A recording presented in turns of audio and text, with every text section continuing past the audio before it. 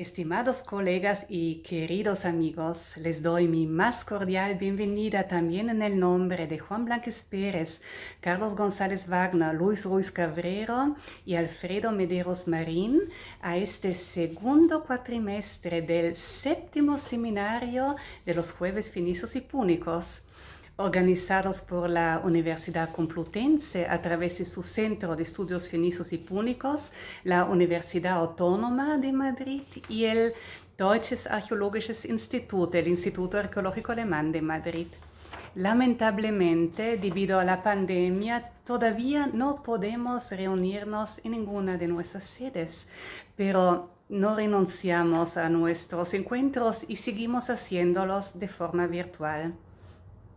Como eso supone un particular esfuerzo, quisiera expresar mi cordial agradecimiento a todos los colaboradores, los participantes y también a los oyentes por su implicación. El tema de hoy trata de arqueología marítima, en especial de arquitectura naval fenicio y púnica, tomando como ejemplo el pecio de Mazarrón II. Contamos una vez más con prestigiosos conferenciantes, con Carlos de Juan del Departamento de Arqueología y Prehistoria de la Universidad de Valencia, es miembro de la Comisión del Plan Nacional de Arqueología Subacuática del Ministerio de Cultura, Educación y Deporte y es asesor de Arquitectura Naval en la Comisión del Pecio de Mazarrón II. Con Juan Antonio Moya de la Universidad de Alicante, es fotógrafo especializado en arqueología subacuática. Y con Juan Pinedo, que ha sido codirector de las últimas excavaciones del pecio del Bajo de la Campana encontrado frente a la costa de Cartagena. Y finalmente con Alfredo Mederos y Juan Blanquez Pérez, que aportarán el diálogo al final de cada intervención. Deseo que esta sesión encuentre su interés, mis queridos oyentes, y sin más preámbulos, paso las palabras a mis colegas. Bueno, hola a todos. Voy a hacer una presentación online sobre la arquitectura del pecio de Mazarrón II, sobre el estudio en detalle de toda una serie de técnicas de carpintería que encontramos en su construcción naval y que nos permiten una interpretación que a día de hoy ya no es nueva, porque por una parte el profesor Patrice Pomela publicó en el año 2012, en el año 2013, en el Congreso sobre el pecio de Mazarrón que se realizó en el municipio del mismo nombre, pues también esbozamos algunas líneas sobre esta interpretación singular de unos pecios tenidos como fenicios, ¿no? En sentido estricto hasta ese momento, y que el estudio de arquitectura naval pues, nos ha permitido combinando sus datos con los que aportan otros pecios, pues nos ha permitido el cambiar o el matizar esta interpretación. Bien, en referencia a su situación geográfica y contexto, bueno, nos encontramos en una zona pues con una influencia cultural fenicia clara, como es el sureste de la península ibérica, una zona que ya desde el siglo VII pues va a recibir una clara presencia de hábitat de pueblos y gentes venidas del levante del Mediterráneo, encontrándose Mazarrón en un enclave que ha cambiado mucho desde la antigüedad, es decir, desde bronce final, hierro y ya etapas del helenismo. Bien, lo que hoy es una costa pues tópica y clásica del sureste de la península, en antiguo seguramente sus líneas estaban muy modificadas y posiblemente hubiera zonas de aguas interiores, zonas lagunares, en lo que luego fueron salinas y que posteriormente, pues ya en época contemporánea, pues acabó todo amortizado. Bien, esta situación geográfica, este contexto geográfico de la playa de la isla, en el término municipal de Mazarrón, pues permitió de manera fortuita pues que los cambios en la dinámica litoral provocados en parte por la construcción de un nuevo puerto deportivo, pues aquello generó un cambio en las corrientes submarinas que dura hasta la fecha, porque no acaba de llegar a un equilibrio sedimentario en la zona, desenterrando unos pecios que por otros contextos geomorfológicos a su vez quedaron sepultados por la arena. Bien, cuando hablamos de mundo fenicio, por supuesto hay gente muchísimo más docta que yo para hablar de estas cuestiones. Yo simplemente quiero traer o refrescar brevemente lo que viene a denominarse esa corriente orientalizante en los aspectos culturales, es decir, toda esa llegada de materiales de uso, de materiales de vida cotidiana, materiales de decoración, suntuarios, etcétera, que claramente provienen de esta especie de koiné, si se me permite el término, sabiendo que no es del todo correcto, para hablar de un levante mediterráneo donde hay un comercio, donde la costa sirio-palestina y la costa del actual Egipto pues tienen una fructífera relación, hay muchísimos contactos, de manera que cuando estas gentes llegadas en diversos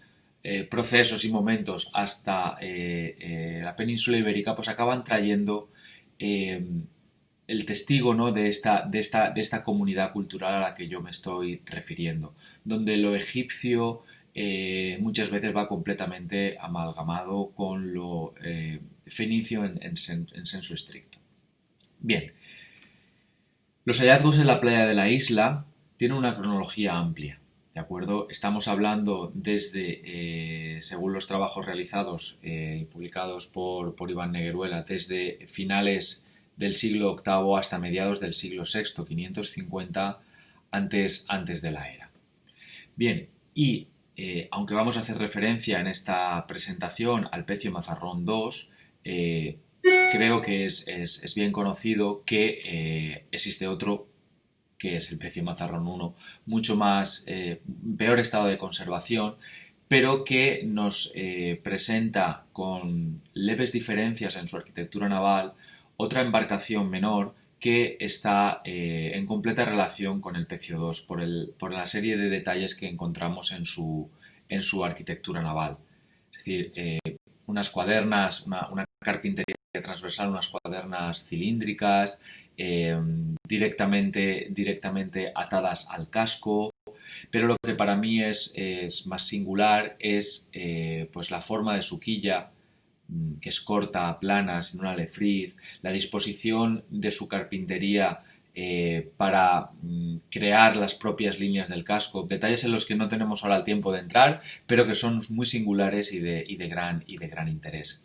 En esta imagen podemos ver unos dibujos esquemáticos de lo que sería el eje axial del pecio Mazarrón I, que evoca una tradición de construcción de embarcaciones claramente de procedencia oriental, puesto que en pecios de cronologías, por supuesto muy anteriores a este, donde ni siquiera la quilla estaba todavía definida como pieza estructural, sí que se observan en Egipto estas ordenaciones de las tablas.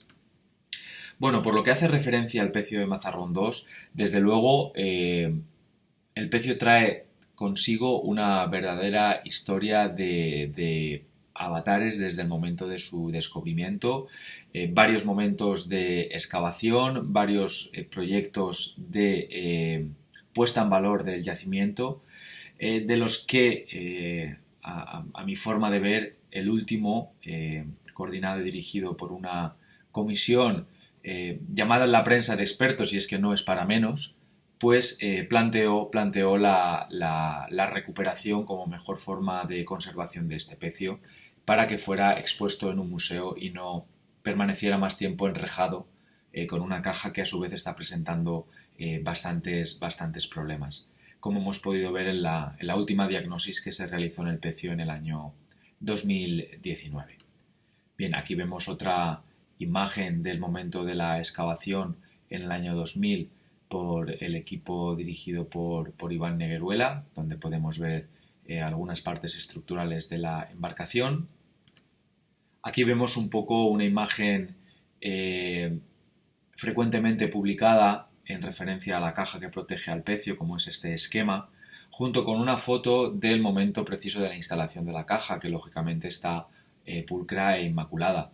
En la parte derecha de la imagen, de la diapositiva, pues podéis ver una ortofoto del estado actual de la caja, que podemos considerarlo completamente ruinoso y que ello ha llevado a que recientemente la región de Murcia haya hecho una actuación de reestructuración y de mejora de esta caja. Bien, una caja en la que prácticamente acabamos de intervenir. Bien, quiero mencionar muy rápidamente el único elemento de datación desde un punto de vista cronoestratigráfico que presenta el pecio de Mazarrón 2 es este ánfora Trayamar 1 que veis en la parte derecha de la imagen y que quedó perfectamente datada por Joan Ramón Torres, quien estableció una horquilla de uso para este contenedor cerámico entre el 610 y 570 a.C., sin contar que, dado que su función es la de un contenedor reutilizado, presumiblemente reutilizado en el pecio para contener agua para los marineros, quizás su cronología incluso pudiera haberse alargado en el tiempo. Bien, otros materiales que presentaba la embarcación pues son estas tortas circulares de plomo litargirio que sumaban hasta los 2.800 kilos, es decir, casi las 3 toneladas. Bueno, aquí vemos unas imágenes de las excavaciones en el año 2007 y 2008, fotos realizadas por expertos de la Universidad de Alicante. Y aquí tenemos una imagen realizada por José Luis Casabán, en la que podemos comprender un poco, a razón de las dimensiones y de la forma tridimensional de este modelo, que cuando desde en la costa valenciana o costa catalana utilizamos mucho el término de barca, no es un término despectivo ni peyorativo, es una manera con la que nos referimos a las embarcaciones de menor porte. Una embarcación de menor porte, puesto que tiene prácticamente 8 metros de eslora, 2,25 metros de manga de anchura y lo que es más revelador, su altura total para moverse entre el oleaje no llega al metro, lo que claramente nos está ya hablando de una embarcación cuyo espacio náutico pues es el de la navegación costera, aguas interiores, ríos, es decir, no es una embarcación para aventurarse a travesías por alta mar, puesto porque estructuralmente no tiene siquiera las formas ni la protección para el oleaje.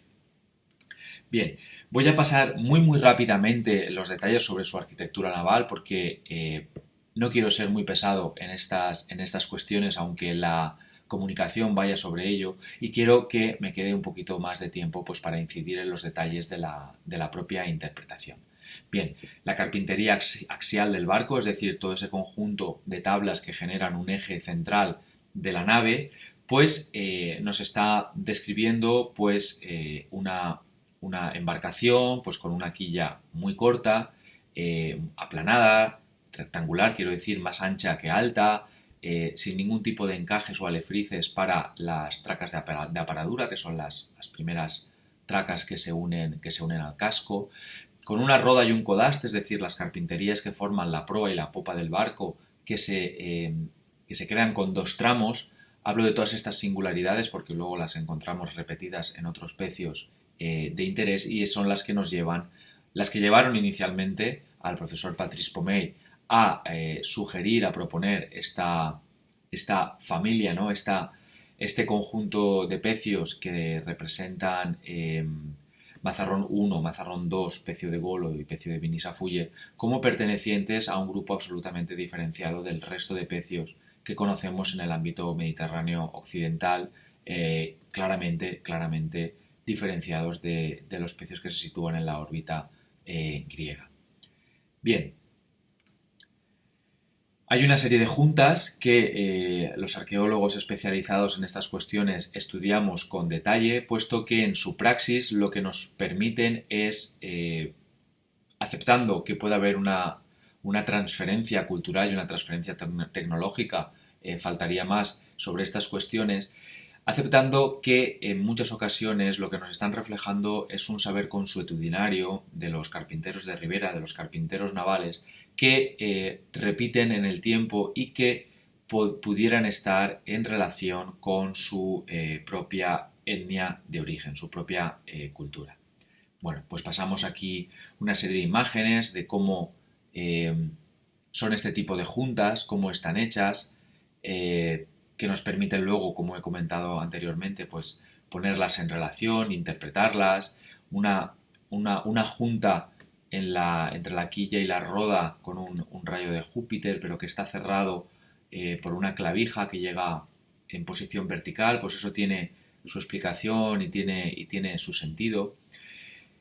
Unas carpinterías que prácticamente es una ebanistería, puesto que en esta fotografía del año pasado podéis ver la proa de la embarcación menor Mazarrón 2, donde no hay nada mejor que una escala humana para que veáis cómo la mano está escalándonos precisamente las piezas de la carpintería, donde se puede ver la roda de la embarcación pues con apenas 4 centímetros de anchura. Es decir, estamos hablando pues de una barca en nuestro vocabulario de la costa mediterránea, una embarcación pequeña, una embarcación menor. En referencia a la base del mástil, un mástil que está muy centrado en la nave, pues también lo ponemos en relación con la carpintería transversal, que ahora veremos, y el hecho de que esté completamente o directamente, mejor dicho, unido a la quilla es una singularidad del pecio Mazarrón 1, Mazarrón 2, el pecio de Golo, que los agrupan y que los diferencian de otras arquitecturas navales relacionadas con el ámbito cultural griego. Bueno, aquí podemos ver una imagen de la carlinga con su cajón donde se va a encajar la mecha de la base del mástil, con las cuadernas pasando por debajo de esta pieza, con un tipo de junta que se llama a media madera. Bien, aquí vemos una imagen del propio cajón con el punto donde se va a fijar la base del mástil mediante un resorte tipo cuña. Y en referencia a la técnica con la que se han unido las tracas del casco, a diferencia de la técnica de cosidos del ámbito cultural griego, aquí nos encontramos una técnica que podemos presuponer que claramente ha llegado de la mano de los fenicios. Es una técnica que ya se documentó arqueológicamente en el pecio de Uluburún, en el pecio de Cabo Gelidonia, en la costa de Anatolia, y que en el pecio de Mazarrón 2 pues presenta una disposición, presenta una colocación, unas formas a tresbolillo en sus tablas que nos sugiere, y así los romanos la definían, que se trata de una junta pues al estilo púnico, ¿no? En época Catón se refiere a este tipo de junta de carpintería como junta al estilo púnico en unos momentos en los que son sus enemigos acérrimos. Bueno, estudiamos un poco pues la anchura, el grosor de cada una de estas mortajas, las formas de estas espigas, para poderlas poner en relación con los otros pecios que son de interés en el periodo. Bien, es un pecio que se encontraba en el momento en el que se inició su excavación, en el año 99, en un estado de conservación excelente, llegándose a preservar en uno de los costados hasta la propia borda, es decir, la última tabla de la embarcación, que fue restaurada convenientemente en el Museo Arqua por Juan Luis Sierra y que nos ha permitido comprender un poco pues la calidad de detalles, ¿no? de esta borda, de la borda de esta embarcación, que bien pudiera llevar un cabo a modo de estacha, un cabo perimetral alrededor de toda la borda, tanto para hacer que fuera una defensa contra al abarroarse a otras embarcaciones, como incluso como un tensor que estructura las aberturas hacia proa y hacia popa de las tablas. Bien, aquí vemos una representación en el Museo Arqua de esta borda, de la borda, de la hipótesis que plantearon en su momento de la borda, quizás un poco menos refinada que la vemos aquí, un poco menos, digamos así, helenística como lo han hecho en este caso, y desde luego, como podéis ver en el círculo, en lo que hace referencia al atado de las cuadernas, desde luego esta interpretación debe de corregirse porque no es así. Bien, aquí vemos un corte de una de las tracas del Pecio de Mazarrón 2, donde podemos ver media espiga entrando en la mortaja y la perforación de la clavija que la cierra. Aquí vemos algunos dibujos de maderas que proceden del Pecio, donde encontramos estos pequeños biselados en la cara externa, ¿de acuerdo? Que es una singularidad que se repite luego en algunos otros pecios, pero ya de época helenística, que podemos poner en relación con lo púnico. Pero bien, no tenemos el tiempo de profundizar mucho en ello. Aquí vemos una de estas tablas magníficamente restaurada. Aquí vemos una imagen de detalle con la espiga introducida y la clavija cónica cerrando la unión. Aquí vemos pues otro de los dibujos y en la sección vemos pues la forma de la tabla, ¿no? Con estos cantos exteriores algo biselados. Algunas imágenes del momento de recogida de algunos de estos fragmentos del Pecio de Mazarrón 2. Imágenes todas que proceden de la base del Arqua. Algunas fotos de las clavijas de cierre donde se ve el punto de fricción de la espiga, ¿no? Y se puede entender un poco el facetado con el que se han trabajado.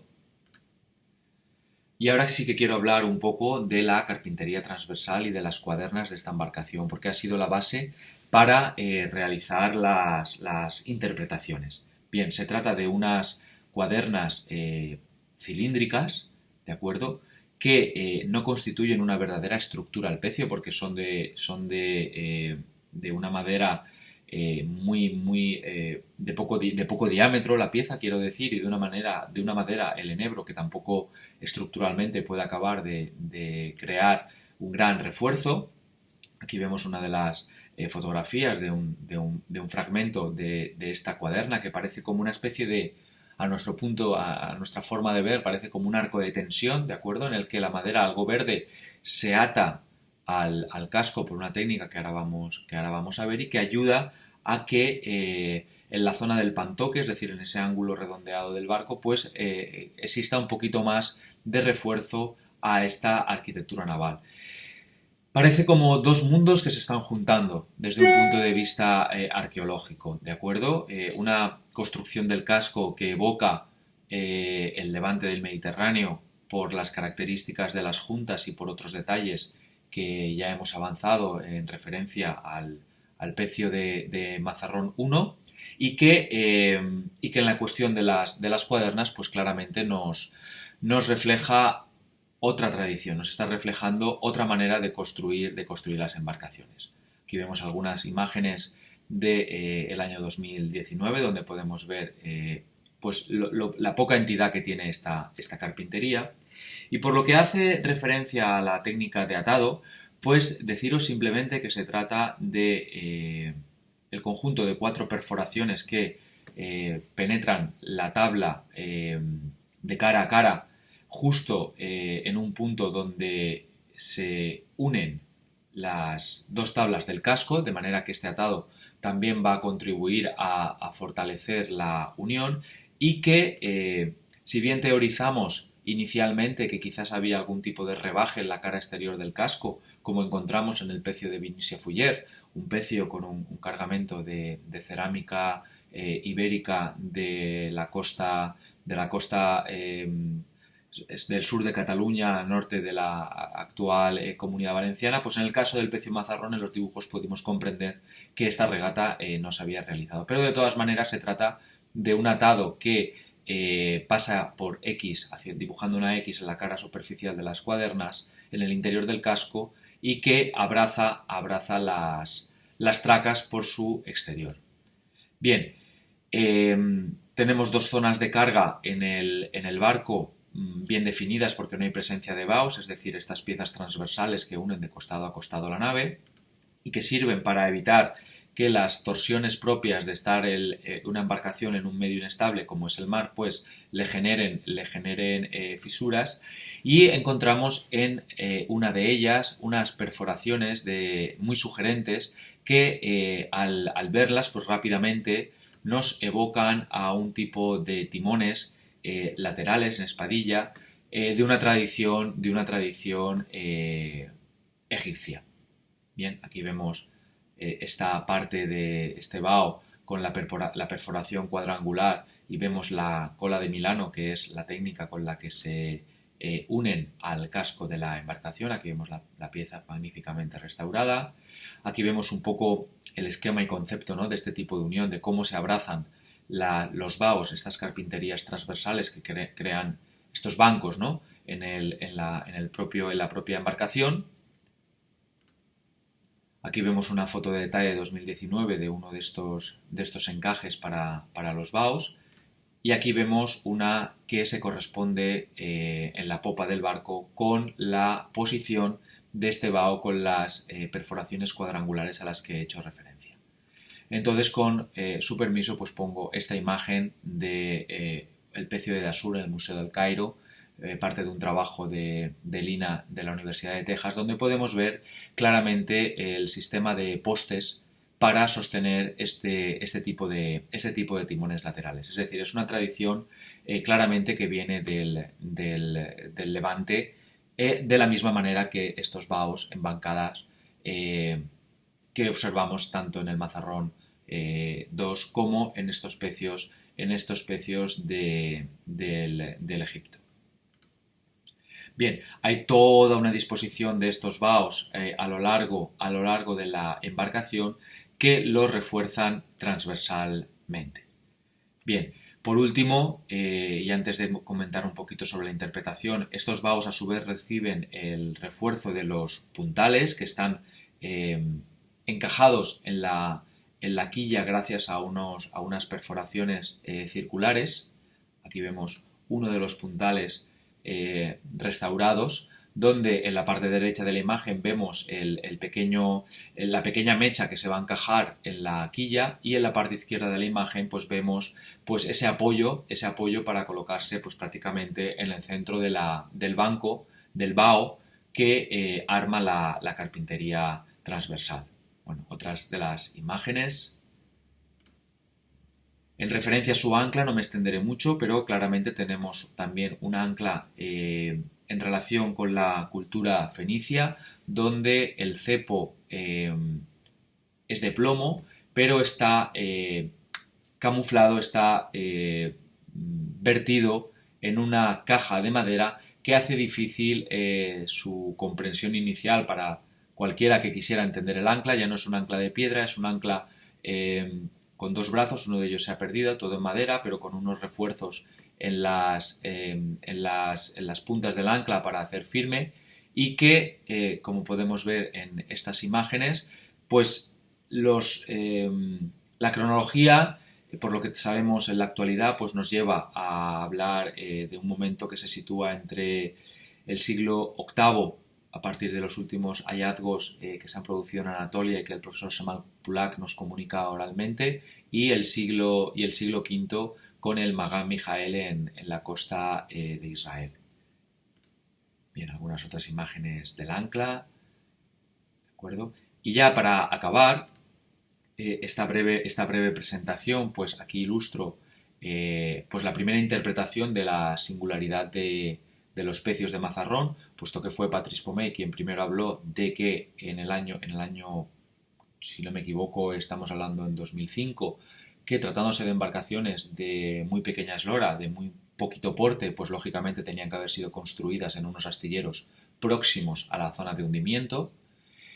Después de ponerse en marcha la excavación de Vigny-Safullier en el año 2006, contamos con una serie de primeros elementos que compartimos con el profesor Patrice Pomey y que en las discusiones pues ayudaron a comprender un poquito mejor sobre ambos pecios, que en el año 2011 pues se reforzó todavía más, puesto que aparecieron nuevos elementos de la singularidad de este pecio relacionado con el mundo púnico de Ibiza, pero también con la costa del este de la península ibérica, a la vez que el reestudio de un pecio excavado a finales del siglo XVIII, pues el reestudio que realiza Patrice Pomey pues encuentra que en las descripciones que realizan estos ilustrados del siglo XVIII están hablando de una serie de cuadernas que iban sin ninguna duda cosidas al casco, con una técnica muy semejante a la del pecio de Mazarrón, cómo estaba colocada su carlinga, cómo era su proa, cómo era su popa, cómo eran sus baos. Bien, en definitiva, le permitió agrupar a los pecios en una misma tradición.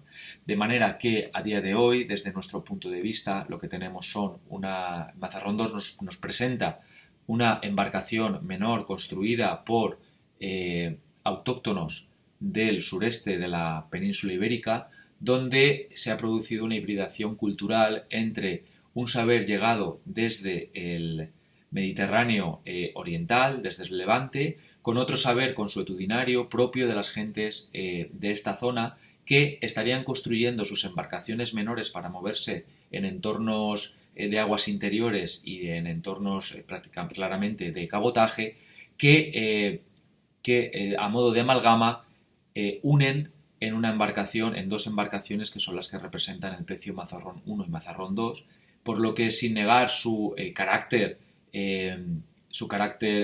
digamos, fenicio, puesto que no se trata de eso, pero lo que sí que podemos señalar es que seguramente tenemos unas comunidades absolutamente que después de generaciones de convivencia pues han aprendido una serie de usos, que están aplicándolos, pero que su propio saber consuetudinario todavía queda plasmado en la arquitectura naval.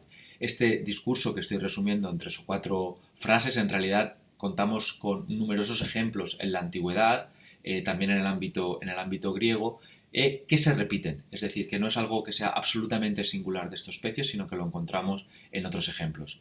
Y bien, creo que solamente me he excedido un poco en el tiempo. Espero que la comunicación haya servido un poco para ilustrar un poco las dificultades de estas cosas online, que no estamos del todo acostumbrados, pero haya servido para ilustrar estas cuestiones particulares sobre el pecio de Mazarrón II. Pues nada, muchas gracias por su atención y quedo a su disposición. ¿Y qué opinas del tema, tal como está hoy día, del Mazarrón II y del Mazarrón I? ¿Son comparables? Bueno, yo creo que los barcos básicamente es el mismo barco. Quiero decir, el Mazarrón I está en un estado como muy fragmentario, pero la verdad es que luego hay un trabajo que se hizo en la Universidad de Texas por un colega español trabajando allí de la reconstrucción del barco, y prácticamente las dimensiones son las mismas. Quiero decir que son 8 metros y poco con 2 metros y algo. Entonces realmente sería más que un barco, digamos, sería un barco auxiliar que estaría funcionando, pues digamos que iría desplazándose a barcos de mayor calado, por ejemplo, como podría ser el Bajo de la Campa, que sería el otro pecio grande que conocemos, ¿no? Luego eso da naturalidad a lo que parece que es un únicum. Es decir, lo que tenemos es un perfecto desconocimiento.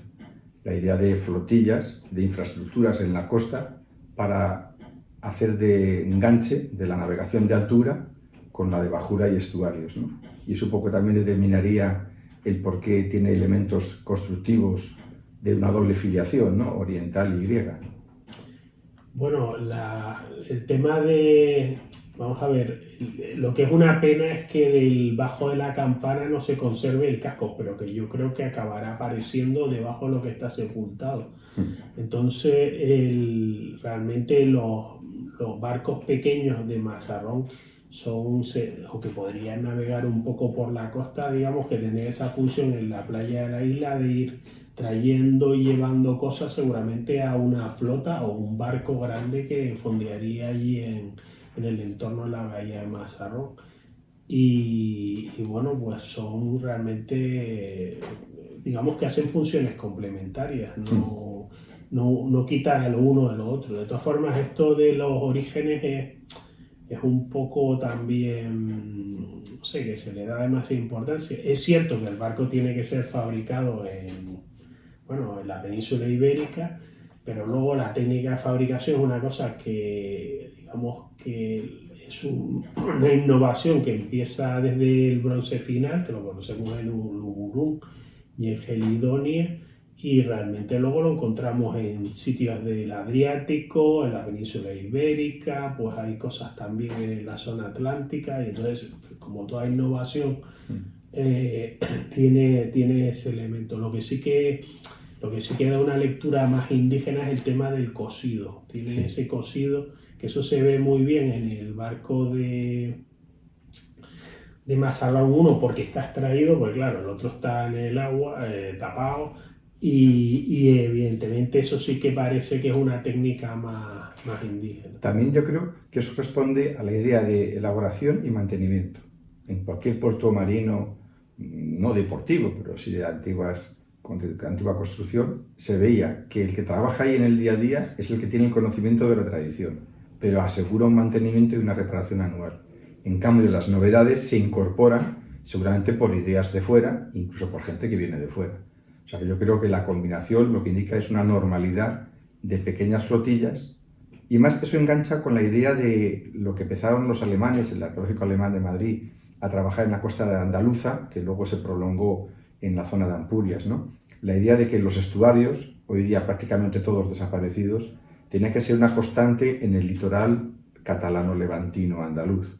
Y por tanto la idea de esa necesidad de esas barcas intermediarias, sí, porque más en un régimen de bahía de estuario lo que hay es casi anualmente un cambio de los fondeaderos, o más un cambio de 1 metro de fondeadero más o 1 metro de menos fondo.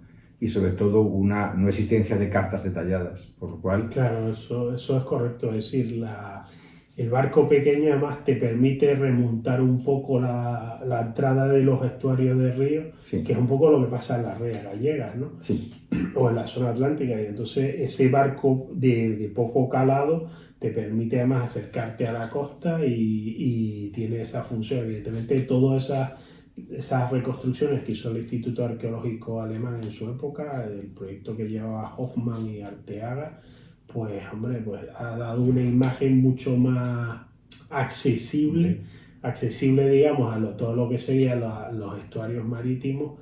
Y luego además es que hay una cierta dicotomía, un poco, cuando se habla de barco indígena, barco fenicio, pues tampoco pasa si se llama de una manera u otra, porque el barco evidentemente se ha hecho aquí, pero evidentemente hay una población fenicia que además luego ya segunda, tercera generación, imaginaros, pasan 100 años. ¿Cómo los llamas? Y ya que son fenicios, pues como que no es mala definición, fenicios occidentales. Entonces realmente el barco corresponde, digamos, a unos fenicios occidentales que están viviendo en la costa, que evidentemente asumen como las sociedades locales, pues también las tradiciones de la población, digamos, tartésica o lo que sea, vamos.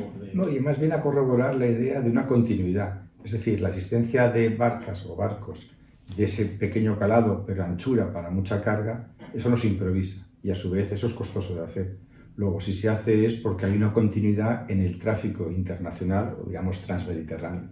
Claro, eso seguro. Si hay una cosa, por ejemplo, todavía no se sabe muy bien, pero por ejemplo una cosa que llama mucho la atención es que había productos de gran lujo que venían en el barco del Bajo la Campana, por ejemplo como la cama que trae, digamos, con elementos metálicos, seguramente de marfil, el barco de Bajo la Campana. Entonces, evidentemente, es un producto, un encargo. Es que esos son encargos, exactamente. Un encargo que, imaginaros, hace un año antes alguien lo ha pedido, porque eso no es un producto que se trae A ver si lo vendo. a ver si lo coloco, ¿sí?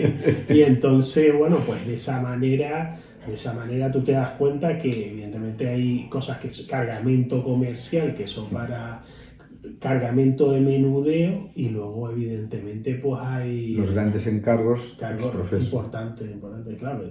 Yo creo que todavía el Bajo la Campana, que es lo que sería propiamente un pecio grande, ¿no? Un barco de verdad, pues todavía tiene que dar sorpresas, y es una pena que se haya publicado poco de lo investigado. Bueno, luego seguramente Juan Pinedo, uno de los codirectores de las excavaciones más recientes de Bajo la Campana, nos hablará, me imagino, de ese tema. Sí, seguro. Y también le preguntaremos. Sí, ¿no? claro.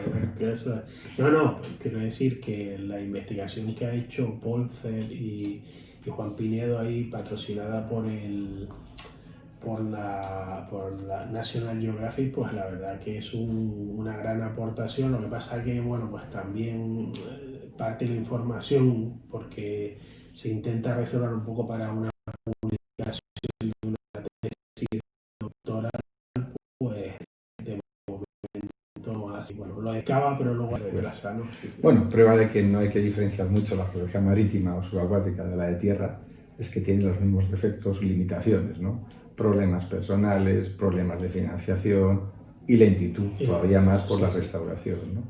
Pero bueno, es un indicativo. De todas maneras, hemos pasado de una arqueología, yo creo, y tú también has publicado temas de historiografía de la arqueología subacuática en España, hemos pasado de una arqueología de deportivos a una arqueología ya por científicos, pero que sigue siendo un poco como una línea, quizás por los costos y también por incomprensión de técnicos que trabajan en las instituciones culturales, un poco un pecado de desatención, ¿no? Yo creo que el potencial de una excavación subacuática, de un buen yacimiento subacuático, da muchísima información por el grado de conservación y de piezas que es que en tierra nunca las vemos, porque han sido fundidas para hacer otros objetos o por su propia degradación, ¿no? Y yo creo que ese divorcio entre mar y tierra, bibliográficamente hablando, lo sigo viendo. Hombre, se ha mejorado en 20 años, pero sigue habiendo un aislamiento, ¿no? Los que trabajan en mar parece que no leen mucho lo de tierra, y sobre todo los de tierra, que son mayoritarios, parece que nunca leen lo del mar, ¿no? Y eso es otro error que yo veo que ralentiza pues justamente lo que ha pasado y está pasando con el propio Mazarrón, ¿no? Ese miedo o esa indecisión o ese exceso de prudencia, según cada uno lo interprete como quiera conveniente, ¿no? Pero yo creo que el desarrollo de proyectos puntuales de temas subacuáticos daría científica y socialmente, ahora que también se habla tanto de la divulgación de la transferencia, tiene una espectacularidad como la tiene Egipto en cualquier documental, sí, ¿no? es verdad, sí. Ahora con el confinamiento, Dios mío, qué de películas hay sobre Egipto y qué pocas comparadas con las de Grecia y Roma, no digamos ya de culturas indígenas. No, eso está claro, es un problema, yo creo que principalmente presupuestario. Muchas veces tú haces una campaña en el mar y lo que localizas luce poco y es cara. Hace falta una infraestructura, unos medios. Entonces, si no, un poco cómo funciona la arqueología de urgencia, es decir, a veces decimos, bueno, ha aparecido, por ejemplo, la rebanadilla, un hallazgo muy importante que afecta al entorno fenicio-púnico. O, por ejemplo, el carambolo, que también es una actuación de excavación de urgencia. Pero claro, ¿cuántas excavaciones se hacen sistemáticamente para que aparezcan estos sitios importantes? Pero claro, si no se hicieran, por ejemplo, ¿sabríamos los fenicios en Ceuta? Pues no lo sabríamos. O por ejemplo, ¿sabríamos la presencia fenicio-púnica en Melilla? Pues no la sabríamos. ¿Sabríamos las dimensiones de las ciudades en muchas localidades? Pues no lo sabemos. Eso, por ejemplo, pasa en Marruecos, donde en el litoral no hay una arqueología de urgencia regular. Entonces, sitios donde presumiblemente tú esperas que tiene que aparecer esto, pues no hay documentación. Entonces, claro, la arqueología subacuática, que tiene una cuestión de costes muy superiores, ¿no? Es decir, una campaña normal es mucho más cara, necesita una plantilla especializada, no hay intervenciones de urgencia. Una de las claves no solo es los pocos centros estatales o autonómicos, digamos, de investigación subacuática, sino también la falta de empresas privadas, ¿no? Porque no se sostienen solo con esa actividad. Pero fíjate, justamente lo espectacular que puede llegar a ser y lo novedoso, lo bonito incluso, claro, de la arqueología subacuática haría más proclive la incorporación con normalidad de un mecenazgo de subvenciones particulares justamente por lo brillante de los resultados, ¿no? Claro, pero normalmente el mecenazgo va vinculado a garantizar resultados. Yo lo digo, yo he ido a hablar con fundaciones y entonces ellos quieren una cosa que vaya a dar seguro. Entonces, digamos, ese tipo de financiación que quizás en el extranjero está más normalizada, en España ellos trabajan sobre seguro y ahí todavía aquí en España falta un camino que recorrer. Entonces, claro, no es lo mismo disponer de una paciencia para esperar unos resultados, y que hay que decir que en agua pues son más complicados que unos resultados que ya sabes que seguro que te van a aparecer. Sí, pero fíjate, el propio Mazarrón sería un ejemplo claro de conveniencia de un apoyo no solamente institucional y no solamente, digamos, del Estado a través de las autonomías, sí, o a través del propio Estado o del Ayuntamiento, que lo hay, sino también de lo privado, porque eso sí que es un valor seguro. Sería una nave que no tiene paralelos en el Mediterráneo. Claro, bueno, y lo hemos comentado antes, es decir, la financiación del Bajo de la Campana ha sido por National Geographic, porque ellos al final generan un documental que yo personalmente no lo conozco, que se haya hecho, pero evidentemente tienen filmado y bueno, pues evidentemente sale una cosa muy vistosa, que es lo que comentaba, ¿sabes? Bueno, que decir que sale una cosa realmente fantástica, ¿no? ¿Sabes? Yo creo que en efecto se puede divulgar con mucha facilidad estos aspectos que en efecto nacen por la ciencia, pero que quizás se nos olvida un poquito la ventaja que tiene luego para trascender. Pero bueno, yo creo que tenemos que seguir con el guión previsto para la jornada de hoy. Vamos a escuchar a más investigadores, que esto seguro que da mucho más. Vale, muy bien. Hola a todos y gracias a los organizadores del seminario por invitarme a hablar del trabajo de documentación con técnica fotográfica en el Pecio Mazarrón II de Murcia. Como se trata de un yacimiento cuya localización y características son sobradamente conocidas, sobre las que además hablarán otros compañeros y también que dispongo de un tiempo reducido para esta presentación, iré directamente a explicar lo que puede resultar más interesante o novedoso de esta parte de nuestro trabajo. En este yacimiento se han realizado 3 grandes intervenciones en las últimas 2 décadas. En ese tiempo, en esos 20 años, la tecnología ha evolucionado de forma considerable. El descubrimiento y la excavación en los años 1999 y 2000 se produce justo en el momento en que la fotografía digital empieza a ser asequible en precios y en calidad. Se había inventado unos años antes, pero todavía no era comparable en precio ni en calidad con la fotografía analógica, la fotografía química, y por lo tanto la documentación fotográfica de la intervención se realizó con película tradicional, con película química. A esa fase corresponden esas magníficas fotografías de la izquierda que todos tenemos en el recuerdo, ¿no? Y que han divulgado muy bien el hallazgo y las primeras intervenciones en el yacimiento, que fueron realizadas por los técnicos del Museo Nacional, el actual ARCUA. En los años 2007 y 2008 se realizó la reexcavación del Pecio para comprobar su estado, y la documentación fotográfica ya se realizó íntegramente con equipos digitales, generando un archivo de varios miles de fotografías.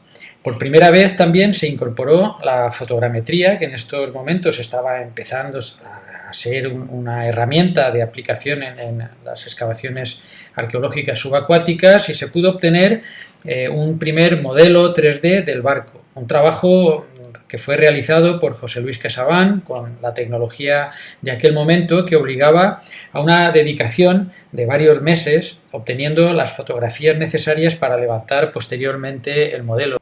Las últimas intervenciones se han realizado entre los años 2018 y 2020, y en ellas la fotografía y la fotogrametría se combinan como técnicas habituales para el diagnóstico del estado del yacimiento.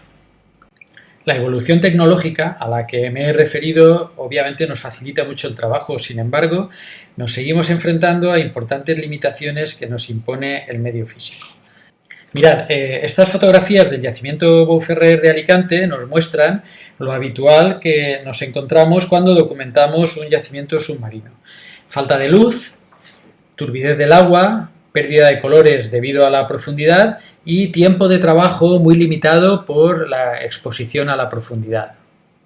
Sin embargo, en el Mazarrón 2 el problema principal es el exceso de luz y la poca profundidad, que no llega a los 2 metros, y por tanto cualquier movimiento del mar provocado por el viento o por las olas nos dificulta mucho el trabajo bajo el agua. Fíjense en la diferencia. A ver si soy capaz de indicarles, de conseguir marcarles los detalles. La fotografía de la izquierda es de los trabajos en el Mazarrón 2 el año pasado y la de la derecha es el pecio de la Albufereta en Alicante, a tan solo 6 metros de profundidad. En la imagen de la derecha, la columna de agua actúa como un filtro difusor que da homogeneidad a la luz, mientras que en la foto de la izquierda, la del Mazarrón 2, la luz penetra con fuerza hasta el fondo, produciendo esos reflejos que se llaman cáusticas. Son reflejos blancos que sobreexponen la fotografía en esas zonas, la queman, y de ahí su nombre de cáusticas. Fíjense en estas 2 fotografías de otro yacimiento a 25 metros de profundidad. Como no hay suficiente luz, debemos iluminar artificialmente, pero ese problema de falta de luz nos da la ventaja de tener un control total sobre la luz para crear el ambiente que necesitamos. En el Mazarrón 2 intentamos solucionar el problema creando pequeñas zonas de sombra con nuestro propio cuerpo cuando se trata de fotografiar detalles, para obtener imágenes con una luz homogénea. Esa calidad de la luz será importante para conservar el color original y poderlo comparar con fotografías futuras. Pero las cáusticas, además de producir sobreexposiciones puntuales, también se mueven por el fondo por efecto del oleaje, como podemos ver en este vídeo. Y esto nos impide levantar un modelo fotogramétrico en extensión que, como saben, se basa en la captura de un conjunto importante de fotografías con una técnica de solape entre ellas, que después se procesa con un software específico. El programa debe detectar puntos homólogos entre diferentes fotografías para realizar los cálculos y la unión de las fotos, pero si el fondo se mueve, esta operación resulta imposible.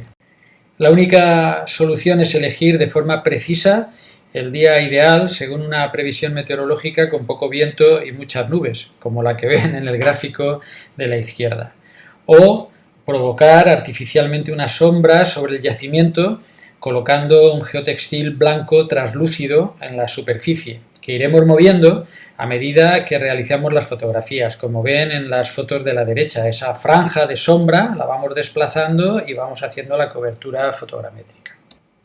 Además, en estas situaciones extremas, que se dan durante el verano, ¿no?, cuando la intensidad del sol es muy alta, pues debemos ayudar al software a detectar las coincidencias instalando más referencias de lo habitual, como varios jalones, targets o incluso cintas de señalización. De esta forma conseguimos levantar el modelo 3D, escalarlo y generar una ortofoto muy precisa del yacimiento. Este método que estamos utilizando pues está permitiendo a los técnicos de la administración de la región de Murcia tener un seguimiento diagnóstico de la evolución del sistema de protección del yacimiento. Y combinando la ortofoto con la topografía nos permite encajarla en una batimetría de precisión.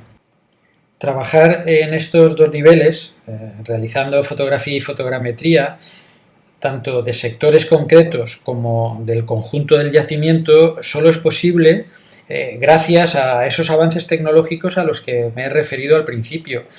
Quizás uno de los que mejor nos beneficiamos en la documentación subacuática es el desarrollo de las cámaras sin espejo, que son una evolución de las clásicas cámaras reflex, con calidades similares, pero de un tamaño mucho más reducido.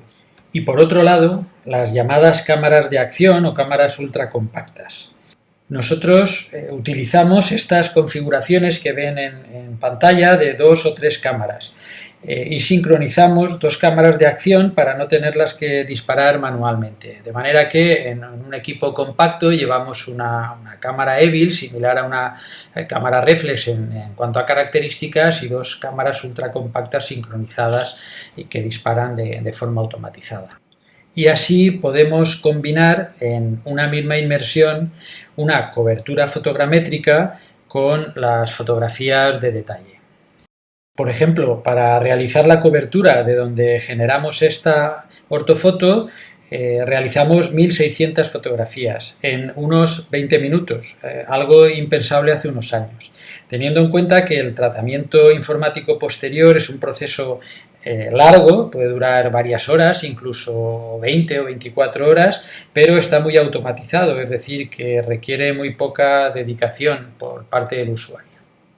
Finalizo ya, pero no quiero dejar pasar la ocasión de explicar que la fotografía arqueológica se debe realizar en un marco ético y deontológico que debe cumplir unos principios básicos y que debe estar orientada a proporcionar una documentación detallada, a utilizar una técnica que sea sostenible, económica y tecnológicamente, es decir, accesible por otros grupos de trabajo y también de transparencia científica, es decir, hay que explicar cómo lo hacemos para que otros equipos puedan aprovechar también nuestra experiencia.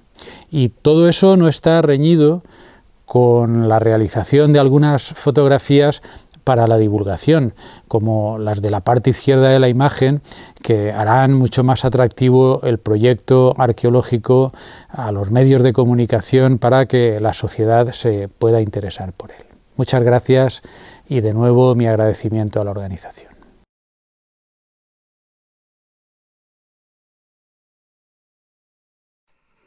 Buenas tardes. Voy a hablar brevemente sobre el yacimiento subacuático fenicio del Bajo de la Campana y más concretamente sobre uno de los materiales que transportaba, en este caso sobre los colmillos de elefante. El yacimiento fenicio del Bajo de la Campana está ubicado en la manga del Mar Menor, junto a la Isla Grosa, un punto de referencia obligado y muy cerca de una de las entradas naturales al Mar Menor, en este caso el Estacio. La principal característica de este yacimiento es su cargamento heterogéneo, compuesto principalmente de materias primas: estaño y cobre en lingotes, mineral de plomo y colmillos de elefante, junto a cerámica y otras piezas suntuarias. En las excavaciones realizadas entre 2007 y 2011 por el Institute of Nautical Archaeology de la Universidad de Texas, en colaboración con el Museo Nacional de Arqueología Marítima, ARCUA de Cartagena, se han recuperado más de 50 colmillos, algunos muy fragmentados, que unidos a los 13 que se extrajeron en los años 70 del siglo pasado, más los que hayan podido ser expoliados, hacen de este yacimiento un conjunto único en el Mediterráneo occidental. El estado general de conservación de las piezas es muy bueno, aunque muchos aparecieron aplastados por las piedras que le cayeron encima y otros, como he dicho, fragmentados. También muchos aparecían muy esfoliados por el rozamiento de la capa superficial, por lo que una vez excavados se tenía que tener mucho cuidado en las zonas susceptibles de portar inscripciones. Por lo tanto, procedíamos a su vendado antes de su extracción. Sobre su conservación se puede consultar la tesis doctoral de la restauradora del Museo Nacional de Arqueología Subacuática de Cartagena, Milagros Buendía.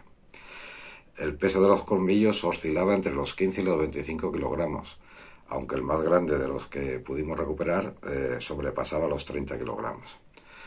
Pero sin duda, lo más importante de este cargamento son las inscripciones que portaban algunas de las piezas.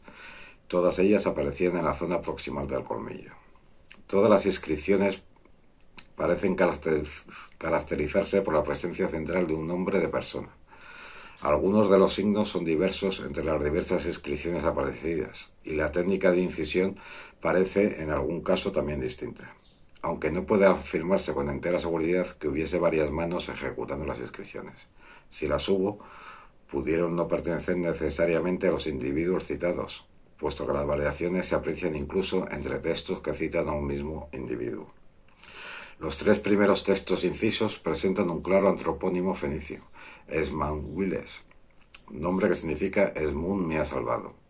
El colmillo lleva, por tanto, grabado de forma indeleble el nombre de un personaje relacionado muy probablemente con la acción comercial que implicaba el viaje de los marfiles. Este individuo pudo ser, por ejemplo, el remitente del colmillo, su destinatario o un intermediario que señalaba la pieza como propia o puesta bajo su custodia. En una línea superior aparece la secuencia EBRK, cuya interpretación más sencilla remite a una fórmula de la raíz bendecir, aunque podría tratarse de un segundo antropónimo abreviado. Es también posible que se trate de una fórmula de salutación. En tal caso, se reforzaría la hipótesis de que el personaje citado fuera un receptor, sin que quede claro, en cualquier caso, el lugar que ocuparía este receptor en la reconstruible cadena producción, comercio, manufactura o uso. El nombre presente en estas tres primeras piezas debió de corresponder a un mismo individuo. Como no todos los colmillos llevan inscripción, es posible que las defensas de marfil se almacenaran agrupadas por lotes, de modo similar a cuantos sabemos que ocurría con los cargamentos cerámicos, siendo varios de estos lotes o varios de los colmillos de uno o más lotes marcados con inscripciones para diferenciar el conjunto. Las perforaciones que también se conservan en los extremos de algunos de los colmillos, que pudieron en origen haber sido realizadas sobre un buen número de ellos, pero se han perdido, debieron de algún modo servir para el atado de los colmillos entre sí o entre otros elementos.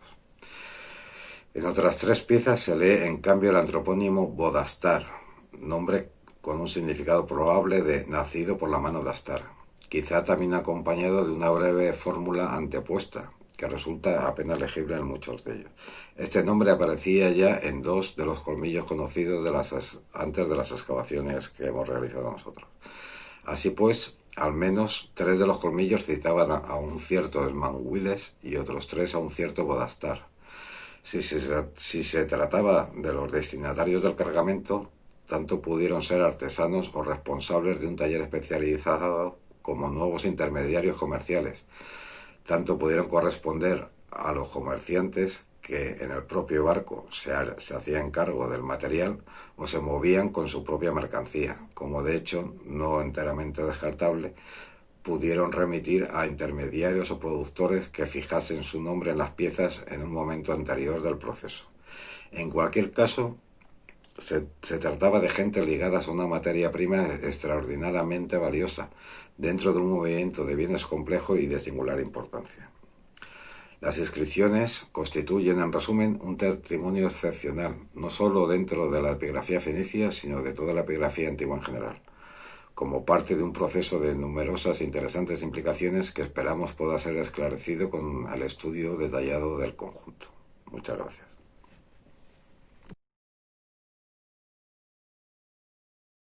Bueno, Juan, ¿y qué te parece lo que ha presentado Juan Antonio Moya de la Universidad de Alicante sobre todo el tema de la fotografía subacuática? Pues lo veo muy bien en dos líneas, ¿no? Por un lado, me llama la atención lo mucho que se ha, bueno, positivamente, sí, lo mucho que se ha desarrollado todo el tema de la siempre difícil fotografía bajo el agua, ¿no? La fotografía subacuática. Sí, sí. O sea, una fotografía para investigar. Sí, ¿no? Porque, claro, las empresas privadas tienen unos medios tecnológicos, mira el Odyssey en plan pirata o mira el Titanic, ¿no? Titanic, sí. Pero en la ciencia y más en humanidades esos medios nunca los tenemos.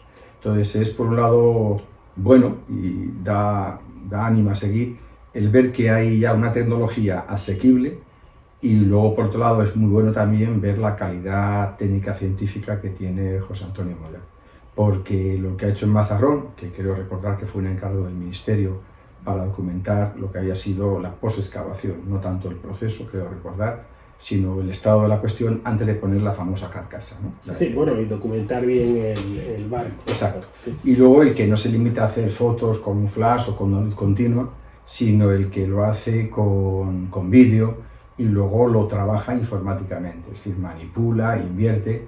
Me acuerdo como anécdota que para el libro de Mazarrón 2 nos mandó una fotografía del casco por la parte de debajo. Es decir, pero vamos a ver si está apoyado en el lecho marino, ¿no? Entonces hoy día es muy da ánimo, ¿no? Ver gente tan profesional y luego asociada a la universidad, ¿no? Claro. Yo creo que ahora mismo es el técnico bajo el agua para cosas arqueológicas mejor que hay en España. Sí, sí. Y luego el tema del barco, que ahora mismo incluso está cubierto, ¿no?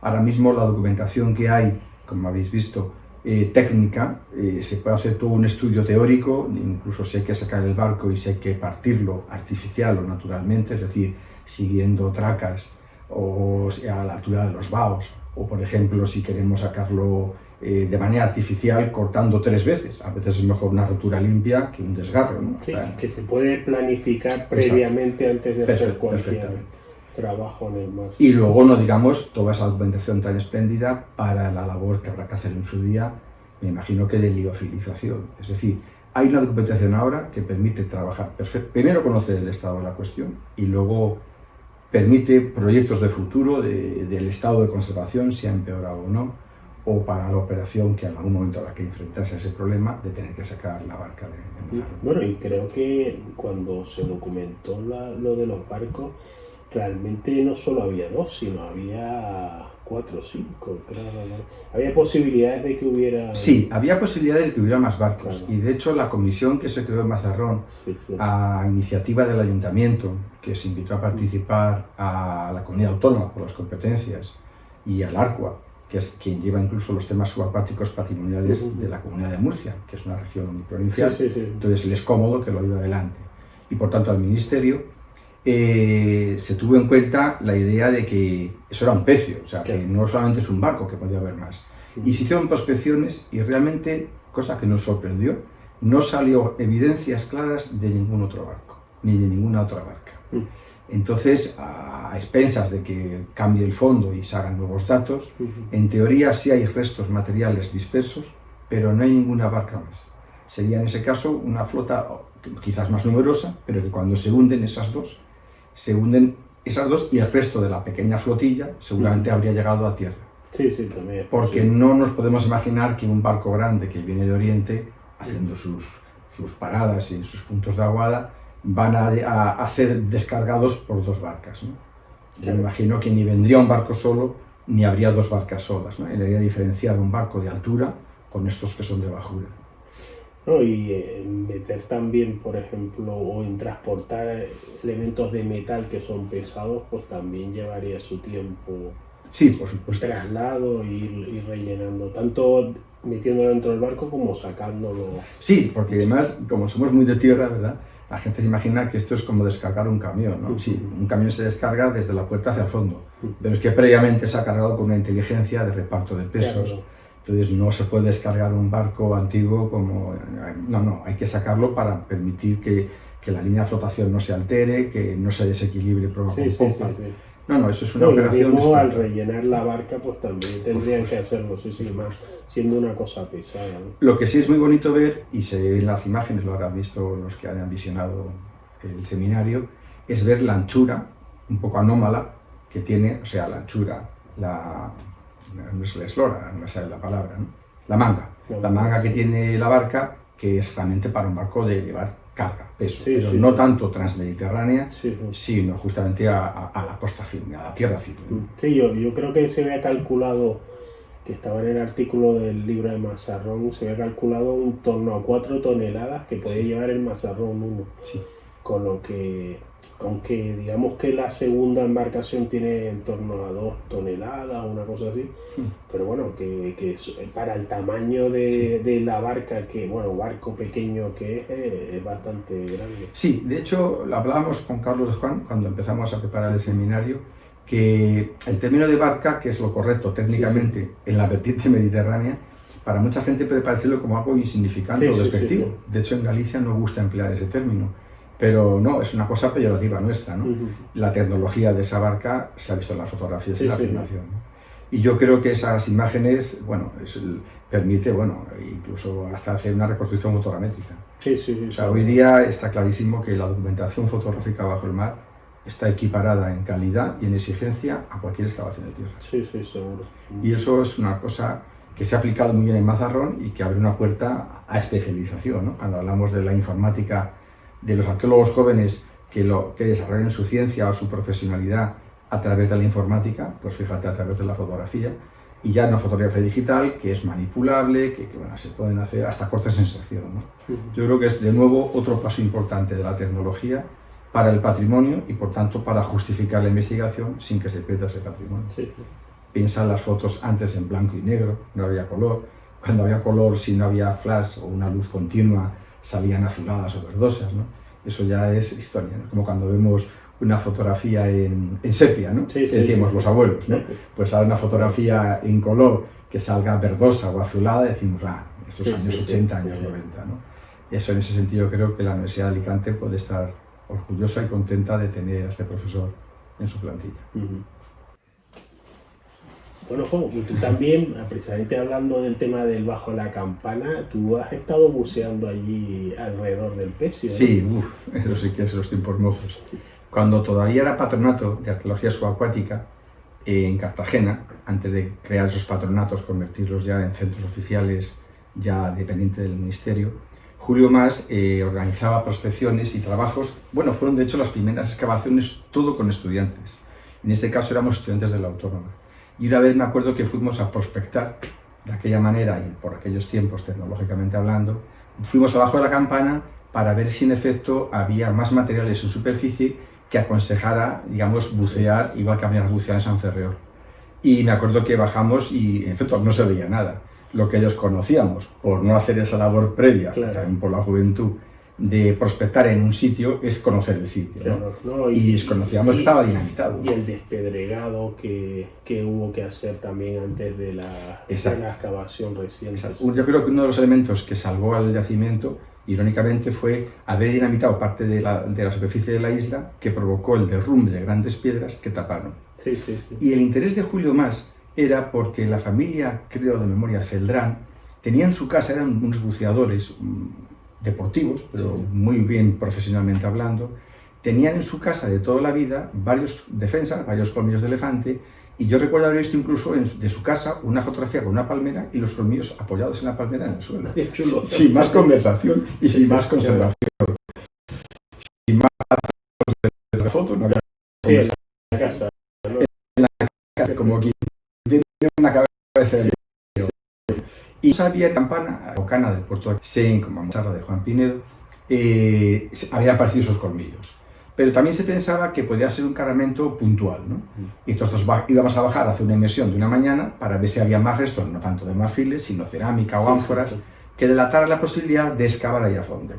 Pero claro, nos faltó la previsión de que una visión superficial no iba a dar nada. Claro, sí. Pero es alucinante, ¿verdad? El proyecto que ha codirigido Juan Pinedo, el cargamento. Sí. Pero el planteamiento que podríamos también hacernos es cuál es el valor, no el valor económico, sino dentro de la carga, que siempre se ha dicho carga primaria ánforas, carga secundaria vajillas de cerámica, ¿no?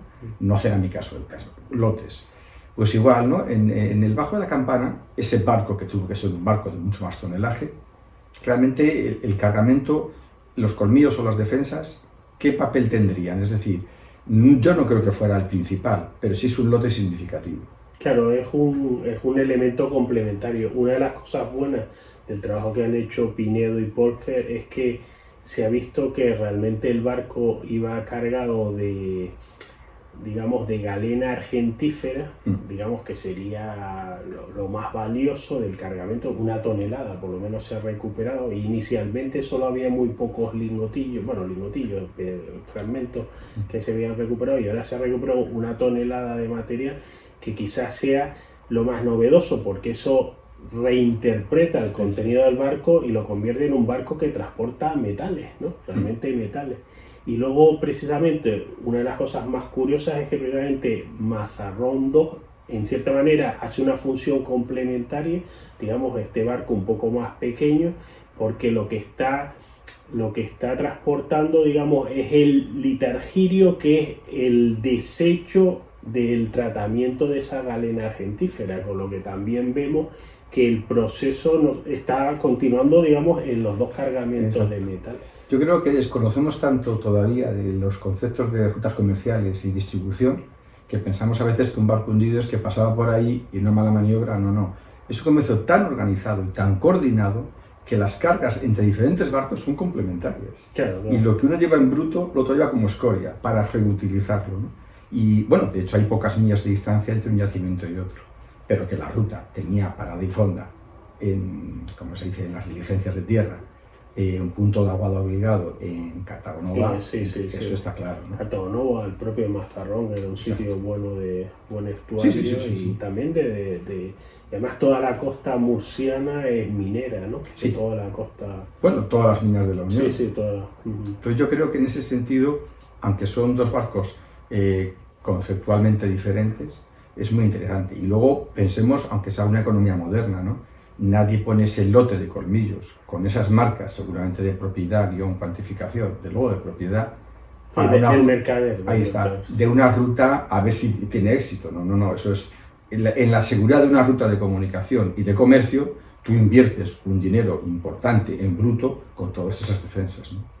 Entonces yo creo que hay una madurez todavía por ver bien del comercio en cronologías antiguas, ¿no? Por eso, digamos, como al final un barco hundido es como si fuera un momento determinado que separa en el tiempo, a pesar del incremento de costes que lo estuvimos comentando el otro día, pero sí que es cierto que tiene una compensación en la información, la calidad de la información que aporta. El contexto. Si se dice que la arqueología es una estratigrafía contextualizada.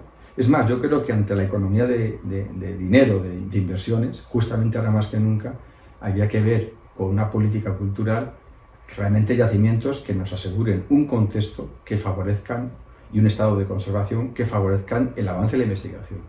Y sigue habiendo un divorcio inconsciente, psicológicamente en la cabeza de mucha gente, entre la arqueología en tierra y la arqueología en mar, ¿no? Todos decimos que es lo mismo, pero al final nos delata lo poco que leen unos a otros y otros a uno, ¿no?